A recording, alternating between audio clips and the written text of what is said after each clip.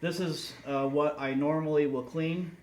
We have the bolt assembly, ejector, and the striking uh,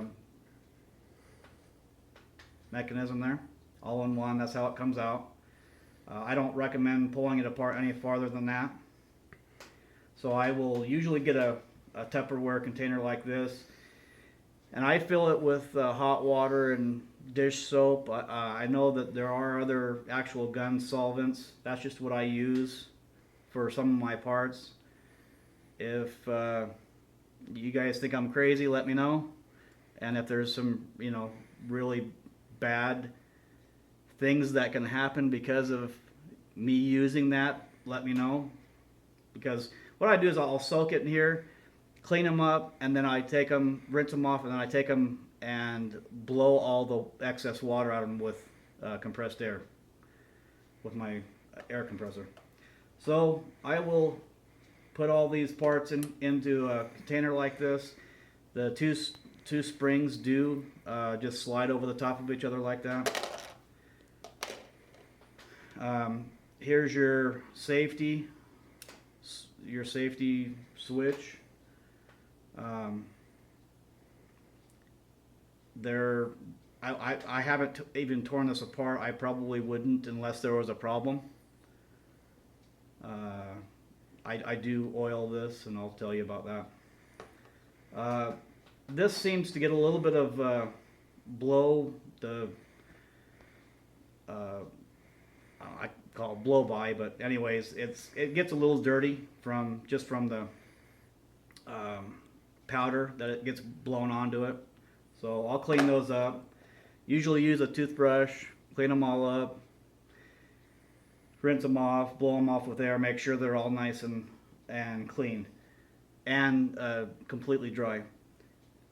One thing that I do is after all that's done, I will take them,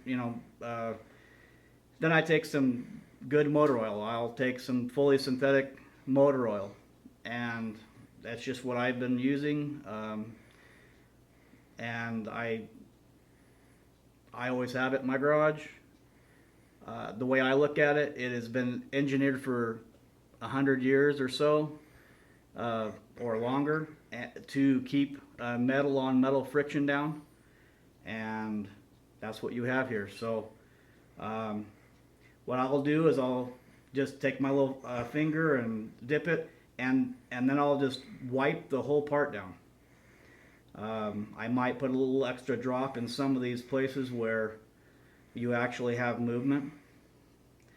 I've learned over the years that I tend to over oil things, and I have had first couple times you shoot the gun again, you have a little bit of a spatter out, but I'm trying to cut down on that. I have a tendency to think that if it's a little bit is good, a lot is better. So anyways, I just take a film. I mean, it's not even wet really. Just put a film of that oil all over.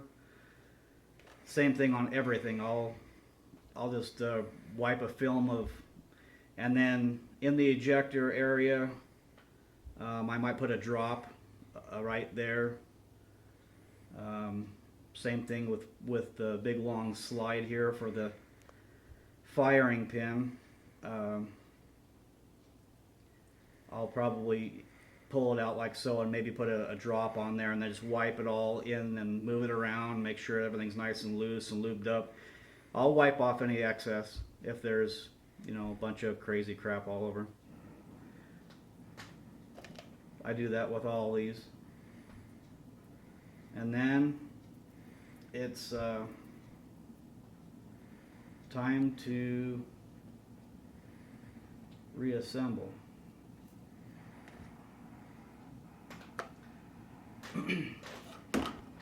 So we have all our parts clean and somewhat oiled up. When I clean my barrels, I'll clean the barrel and then I'll run something like this back through them with Again, I use motor oil. If you want to use gun oil, whatever, just to coat the barrel again once it's clean. And I also will do the same thing with any of these. You can see that this right here, this pin is the one that the trigger rotates on. So I'll put a little drop of oil in there. Anything that is actually the pin for the something moving, that one right there, I will drop a drop down into that pivot. There's another one right here, and then if you look in here, that there is a like a follower that has something to do with receiving the new rounds that are coming down the feed tube, and it looks like two little wheels that are on the end of a lever. So I'll usually put one little drop of oil on that, and then put my gun back together. So this goes in first, and so the bottom opening goes down, and you can see you've got your cocking handle or charging handle port here, threads. If you look on the other side, what they've done is just drilled all the way through. This side is not threaded, so you really can't get that too mixed up. This won't even go upside down in there. The threads are only on this side. So I'll hold on to this tail back here, start feeding it in there correctly, and you've got to release that lever again to get it to feed all the way in. Once you get it in there a little ways, you can turn it, because it will want to kind of flop in there a little bit.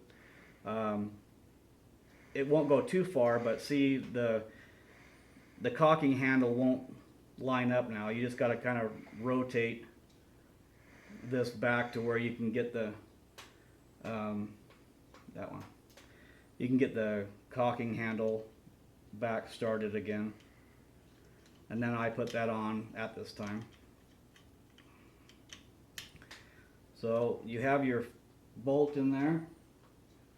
Next goes the striker. You got a tapered end, and then the end that actually hits the firing pin. This is a big broad face, and that is you can tell there's not much of a face there for hitting anything. So make sure that you put that in with the broad face in first. And the same thing, release the lever.